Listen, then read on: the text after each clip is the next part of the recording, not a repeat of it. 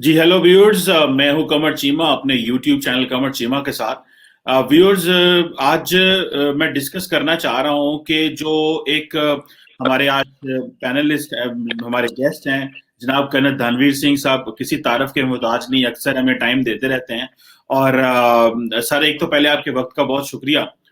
और दूसरी बात यह है कि कर्ण साहब ने हाल ही में 2 दिन पहले एक आर्टिकल लिखा है इंडियन डिफेंस रिव्यू में। और वो आर्टिकल है इंडियाज ईरान इसराइल डायलेमा। उस हवाले से बात करना चाहता हूं कि क्योंकि इंडिया के ईरान के साथ भी अच्छे ताल्लुकात हैं। तकरीबन कोई 10% अपने ऑयल का जो मिक्स है वो भी, 10% तेल भी ईरान से लेता है। क्या बाहर के हवाले से भी इन्वेस्टमेंट्स हैं। लेकिन ये इसराइल की वजह से मामलात कुछ खराब होते नजर आ रहे हैं। फिर ईरान कुछ सैंक्शंस भी देख रहा था, फिर ग्लोबली डिस्कनेक्ट था।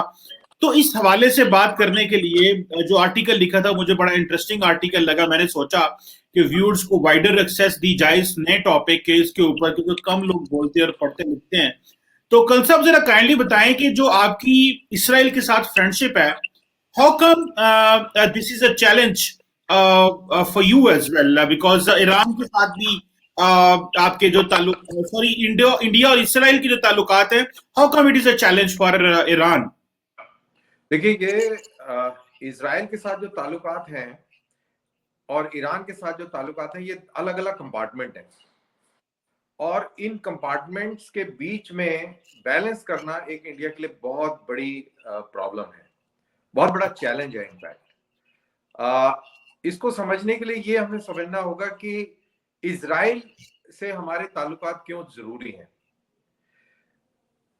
इजराइल से ताल्लुकात हमें बढ़ाने की जरूरत तब पड़ी जब सोवियत यूनियन बिखर गया और जो डिफेंस की जो सप्लाई थी हमारी, वो एक क्वेश्चन मार्क के अंदर आ गई। हमारे बहुत सारे जो इक्विपमेंट है, बल्कि उस टाइम में सारे इक्विपमेंट तकरीबन सोवियत यूनियन का होता था। और सोवियत यूनियन के बिखर जाने से हमारी मेंटेनेंस और बहुत सारी इश्यूज जो है वो आए फोर्सेस के अंदर। और एक बहुत बड़ा चैलेंज था, तो अब डिसाइड किया कि नहीं, हमें डाइवर्सिफाई करना चाहिए। अमेरिका हमारी हेल्प नहीं करता था तब, और हमें सिर्फ जो हेल्प आती थी वो फ्रांस से आती थी, वो भी लिमिटेड। तो हमें लगा कि इजराइल वाला दरवाजा खोलना चाहिए। इजराइल का दरवाजा खोलना एक अलग चैलेंज था, क्योंकि हिंदुस्तान के अंदर जो मुस्लिम सेंटीमेंट है वो इजराइल को लेके मुख्तलिफ है। वो आप अच्छी तरह जानते हैं कि ऐसा क्यों है। और पाकिस्तान से ज्यादा मुसलमान हिंदुस्तान में बसता है, और एक वो बहुत बड़ा फैक्टर था। लेकिन नेशनल इंटरेस्ट के चलते हमको ये डिसीजन लेना पड़ा कि इजराइल के साथ हमें दरवाजे खोलने चाहिए, इजराइल के साथ हमें ताल्लुकात बढ़ाने चाहिए। और ऐसा करने से हमने अमेरिका को भी काउंटर बैलेंस किया। नहीं तो अमेरिका हमको डिफेंस के मामले में ब्लैकमेल करने लग जाता। तो कहीं ना कहीं हमें थोड़ी सी रिस्पाइट मिली, और वो हमारी मजबूरी भी थी कि इजराइल के साथ हमने अपने ताल्लुकात जो है खोले। जहां तक ईरान का सवाल है, ईरान का जो इशू है, सबसे पहले तो हमारे कल्चरल टाइज हैं। जो जो फारसी लोग हैं वो हिंदुस्तान में बहुत बहुत जमाने से हिंदुस्तान में रहते हैं। चाहे वो पारसी हो, चाहे वो मुस्लिम हमलावर जो हिंदुस्तान में आए, जो जो फारसी भाषा बोलते थे, या उनके ताल्लुक से हो, या अगर बात करें तो एक बहुत इंपॉर्टेंट चीज, जब हिंदुस्तान में आर्टिलरी गन आई तो वो आई हुमायूं बाबर लेके जब आए, तो उसके जो गनर्स थे वो ईरानियन और बलूची थे। और तो ईरान के साथ में बहुत पुराने ताल्लुकात हैं। और ईरान की जो लैंग्वेज है, जो फारसी लैंग्वेज है और संस्कृत है, इसके अंदर इतने ज्यादा कॉमनैलिटी है। और जो रेशियल कॉमनैलिटी है, जो जुबान की कॉमनैलिटी है, वो मैंने अभी बताई कि हमारी संस्कृत भाषा के बहुत सारे जो शब्द हैं वो फारसी में मिलते हैं। और जब रेशियल कॉमनैलिटी की बात करें, तो आर्यंस जो हिंदुस्तान में आए, इसके ऊपर भी बहुत बड़ा डिबेट होता है इंडिया में कि आए या यहीं के थे। लेकिन एक बड़ा तबका और एक इम्पोर्टेंट हिस्टोरियंस का तबका ये मानता है कि आर्यंस की एक स्ट्रीम ईरान गई और एक स्ट्रीम इंडिया आई। और इसीलिए जो ईरान का जो राजा था, बादशाह था, कोई भी बादशाह होता था, उसको आर्य मेर कहा जाता था, आर्यंस की लाइट कहा जाता था। तो ये एक रिलेशनशिप है ईरान के साथ जो थाउजेंड्स ऑफ ईयर्स पुराना है। इसी के साथ जुड़ा है मॉडर्न टाइम्स में, जियो इकोनॉमिक्स भी जुड़ी है, जियो पॉलिटिक्स भी जुड़ी है। हमें ईरान ऑयल की वजह से चाहिए, जैसा आपने बताया 10% ऑयल हमारा ईरान से आता है, सस्ता ऑयल मिलता है। उसके अलावा जियो इकोनॉमिक्स की, जियो पॉलिटिक्स की बात करें तो सेंट्रल एशिया, अफगानिस्तान और पाकिस्तान को काउंटर बैलेंस करने के लिए हमको ईरान की बहुत ज्यादा जरूरत पड़ती है। वहीं to cut the story short, वहीं वहीं आज के कॉन्टेक्स्ट में इजराइल की अहमियत मिडिल ईस्ट में अलग किस्म की है, जब सऊदी अरेबिया और इजराइल भी वन पेज पर आ गए हैं, सतही तौर पे नहीं तो सतह के नीचे जरूर आ गए हैं। So all these factors included, तो अब इंडिया को बैलेंस करना है, क्योंकि इजराइल और ईरान जो है ये जानी दुश्मन है, और पूरी जो मिडिल ईस्ट की पॉलिटिक्स है वो ईरान का खेमा और सऊदी अरेबिया का खेमा, जिसमें अब इजराइल खड़ा नजर आता है। ये दो अलग अलग खेमे हैं और हिंदुस्तान के लिए दोनों अजीज हैं, और दोनों खेमों में बैलेंस करना ये एक चैलेंज है। बिल्कुल सही कहा आपने कि आपने एक बिल्कुल बड़ा हिस्टोरिकल पर्सपेक्टिव इसमें दिया और बताया कि किस तरह ईरान और इंडिया के ताल्लुकात जो हैं वो दहाइयों से फैले हुए हैं, वो कोई नए ताल्लुकात नहीं है। लेकिन कल साहब, ये थोड़े दिन पहले जो एक धमाका हुआ दिल्ली में, जो इजरायली एम्बेसी के बाहर, आपने अपने आर्टिकल में भी उसका जिक्र किया, और फिर प्राइम मिनिस्टर मोदी ने फोन भी किया नेतन्याहू साहब को और बताने के लिए कि भाई हम जो है वो एक तो ये लो इंटेंसिटी कॉन्फ्लिक्ट था, छोटा था, लेकिन इसकी सिग्निफिकेंस बहुत ज्यादा है। एक तो आपको पता है कि वो जो ईरान, सॉरी, यूएई और इसराइल के जो ताल्लुकात नॉर्मलाइज हुए हैं, तो शायद मुसलमानों के एक सेंटीमेंट्स जो है वो कहीं उभर ना जाएं। हालांकि ऐसी कोई बात नहीं मुझे लग रही, लेकिन फिर भी सारी बात, अपनी कॉशंस तो लेने होते हैं।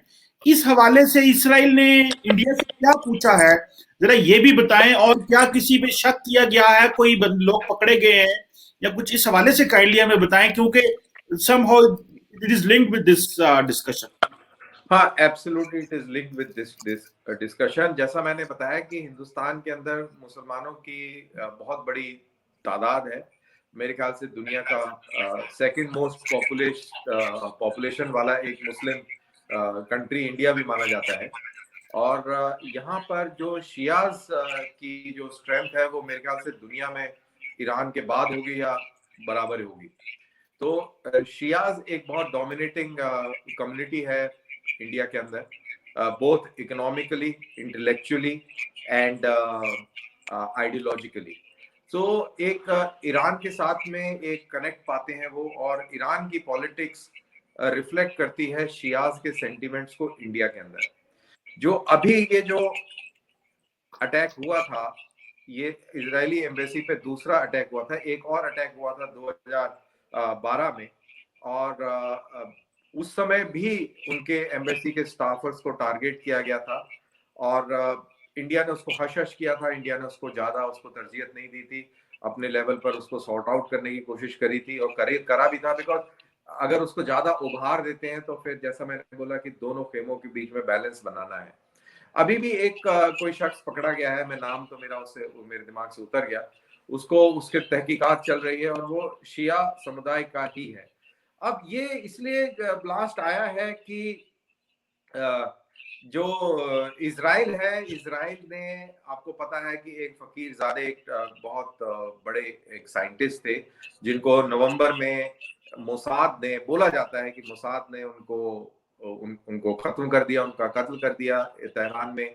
और उससे पहले कासिम सुलेमानी थे, जो जनवरी 2020 में अमेरिका ने उसके ऊपर हमला किया, और ये दोनों बहुत इंपॉर्टेंट शख्स थे।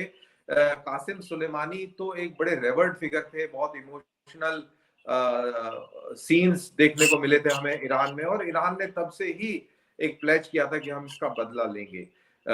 ईरान की ये फितरत भी है कि वो बदला लेता है, और इजराइल से भी वो बदला लेने के फिराक में है। और इंडिया जो है एक बहुत इंटरेस्टिंग प्लेस बन जाती है, क्योंकि यहाँ पर as I mentioned Shia community बहुत अक्सरियत में है। मेरे ख्याल से, मैंने स्टैटिस्टिक्स नहीं देखे, मेरे को लगता है शायद ईरान के बराबर ही होगी, अगर ज्यादा नहीं होगी तो इतनी बड़ी डोमिनेटिंग पॉपुलेशन शियास की इंडिया के अंदर है, और कहीं ना कहीं उसको एक्सप्लॉइट करना बहुत आसान पड़ता है। और जो लेटर मिला था इस एक्सप्लोजन साइट के नजदीक से, वो ये कहता है कि ये तो अभी एक ट्रेलर है, that means more can be expected. And अगर ऐसा होता है तो जाहिर सी बात है कि हिंदुस्तान के जो internal security, internal intelligence mechanism और इस प्रकार की चीजों के ऊपर सवालिया निशान खड़ा हो जाता है। दुनिया के अंदर एक कॉन्फिडेंस की कमी पैदा होती है अगर ऐसा होता है तो, और इजराइल को भी इंडिया पर उतना भरोसा नहीं हो पाएगा। तो इसलिए इंडिया के लिए बहुत जरूरी है कि कोई भी दहशतगर्दी की कार्रवाई ना हो और इसको कंट्रोल में रखा जाए। हम नहीं चाहते कि इजराइल के साथ में कोई गड़बड़ हो, और ना ही हम चाहते हैं कि ईरान के साथ में गड़बड़ हो। और जब इजराइल के साथ में हिंदुस्तान के अच्छे ताल्लुकात हुए तो याद रहे कि एक ही मिडिल ईस्ट का मुल्क था, वो ईरान, जिसने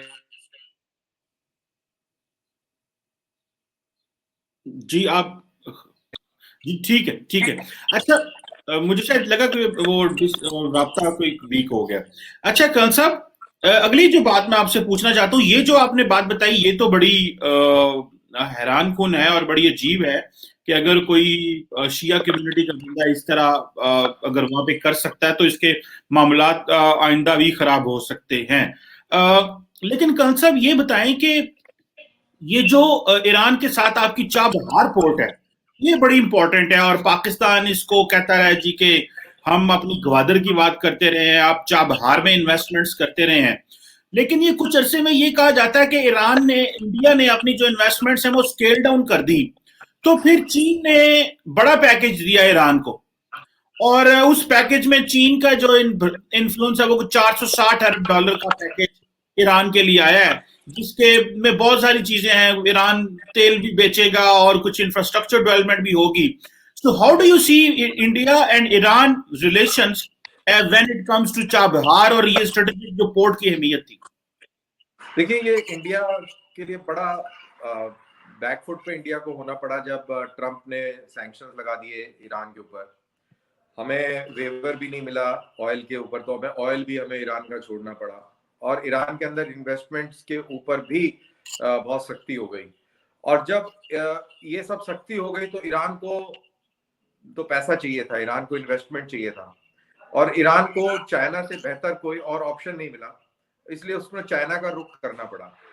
लेकिन अगर रिवायतन तौर पर देखें तो अगर ये सिचुएशन बहाल होती है जो बाइडेन के टाइम, जो अभी बाइडेन का टाइम जो शुरू हो भी गया है, तो ईरान की जो नेचुरल अलायंस है इंडिया के साथ वो फिर से बहाल हो जाएगी, ऐसा मेरा मानना है।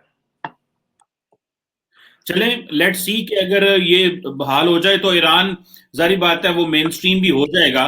लेकिन एक मेरे जेहन में एक छोटा सा और सवाल आता होगा, क्या आपके नोटिस में कुछ ऐसा है कि इरानियंस जो हैं वो क्या कंसर्न शो करते हैं when it's about India and Israel ताल्लुकात? और आपको पता है कि वो मैं सवाल बाद में करता हूं, लेकिन कैसे उनके कंसर्न्स हो सकते हैं, या कभी उनके गवर्नमेंट लेवल पे आपको अगर को पता हो इस हवाले से काइंडली जरूर शेयर कीजिएगा। देखिए, बड़ा सीरियस उन्होंने एहतजाज किया था, उसकी आपत्ति जताई थी जब हमने उनकी सैटेलाइट्स छोड़ी थी। इंडिया एक बहुत ही मेजर पावर निकल के आ रहा है स्पेस के हवाले से, और जब इंडिया ने उनकी जो स्पेस के अंदर जो उनकी जो सैटेलाइट छोड़ी थी तो उन्होंने बहुत बड़ी आपत्ति जताई थी।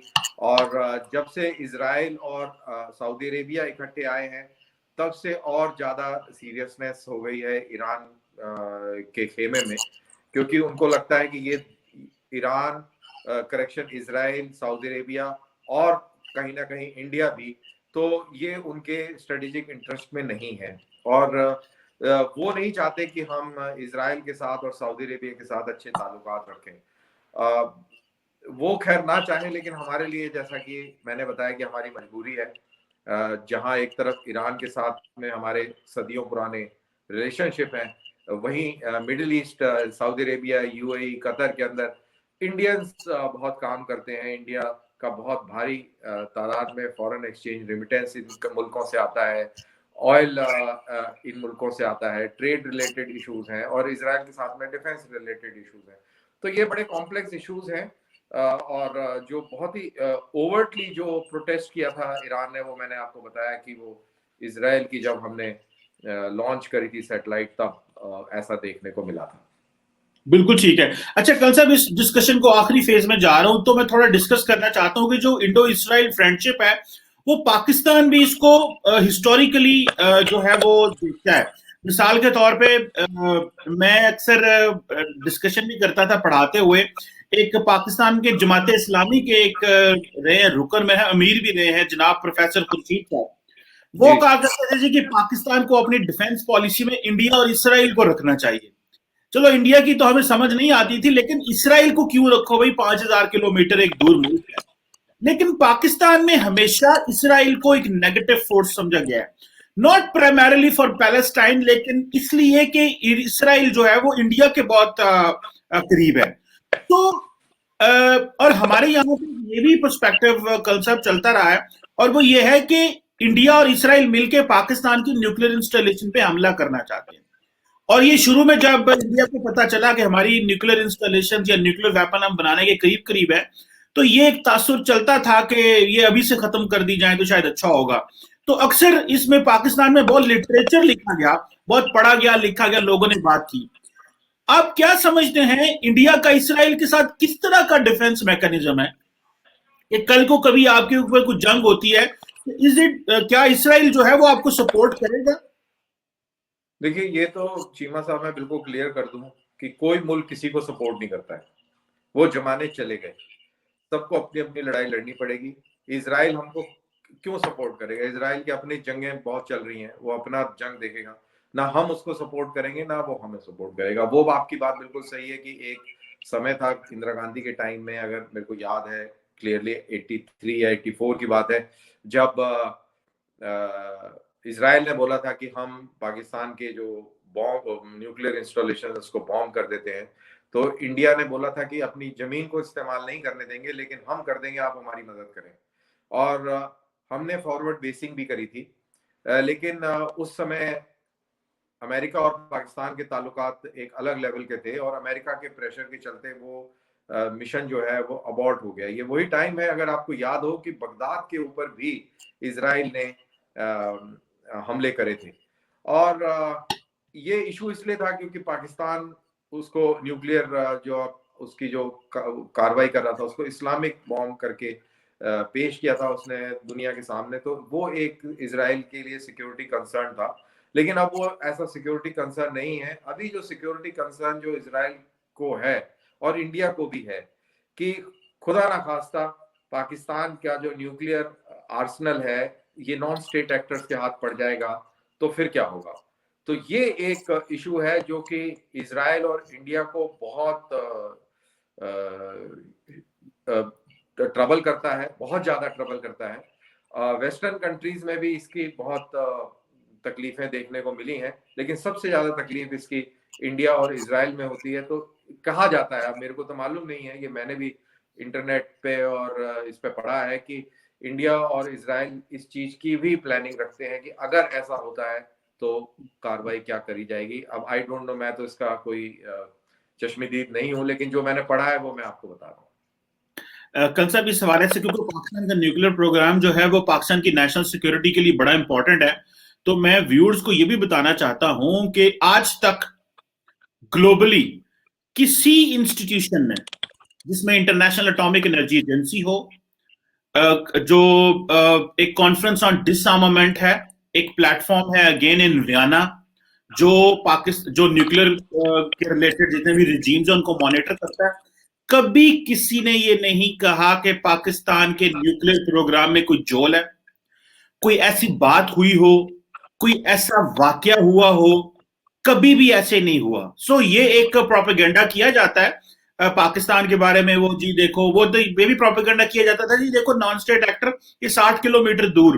तो वेस्टर्न मीडिया तो प्रोपेगेंडा करता था कि जी तालिबान जो है वो न्यूक्लियर वेपन से 60 किलोमीटर दूर बैठे हुए हैं। ये एक प्रोपेगेंडा ड्रामेबाजी होती थी।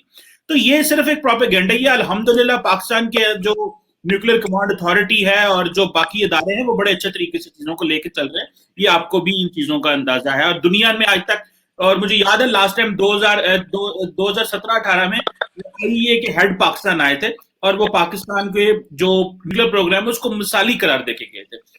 बहरहाल कर्नल साहब, ये तो एक चीज हो गई। तो चलो ये भी हमें पता चल गया कि आप न्यूक्लियर प्रोग्राम के हवाले से सोचते हैं, जो कि जारी बात है हमारी जो खदशात हैं वो बिल्कुल ठीक हैं कि इंडिया इस तरह सोचता है। आखिरी सवाल कर्नल साहब आपके साथ करना है कि आपका इंडिया का और इसराइल का जो डिफेंस कोऑपरेशन है वो किस लेवल का कोऑपरेशन है, और किस किस्म की इक्विपमेंट आप खरीदते हैं उनसे, और कितने को पैसे दे चुके हैं इसराइल को? देखिए, अभी कहते हैं कि अभी $20 बिलियन का ट्रेड इंडिया और इजराइल के बीच में पहुंच चुका है 2020 के अंदर, और ये एक बहुत बड़ा ट्रेडिंग फिगर है। हम बहुत हाई एंड टेक्नोलॉजी के वेपन्स इजराइल से खरीदते हैं, चाहे वो सर्विलेंस डिवाइसेस हो, यूएवीज हो, या स्पेशलाइज्ड आपके आर्सनल हो। हम इस चीज पे फोकस करते हैं जहां तक इजराइल का सवाल है। चले, इट्स गुड जी।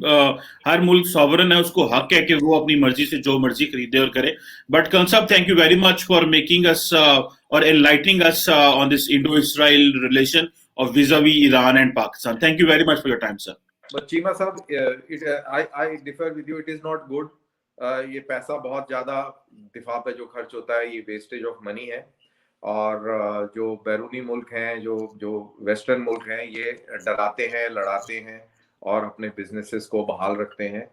अपनी इकोनॉमी जो हथियारों को बेचकर जो उन्होंने इकोनॉमी बनाई हुई है वो फल फूल रही है, उनके लिविंग स्टैंडर्ड्स अच्छे हो रहे हैं, और हमारे लिविंग स्टैंडर्ड्स आप जानते ही हैं एक दूसरे के मुल्क में कैसे हैं। तो thank you very much Cheema साहब कि आपने मुझे बुलाया। जी थैंक यू वेरी मच। और मैं एग्री करता हूँ इस बात से कि ये जो हमें डिफेंस पे हम खर्चा करते हैं, ये हम और जगहों पे कर रहे थे तो हम बहुत तरक्की कर चुके होते। But any how, thank you very much for your time.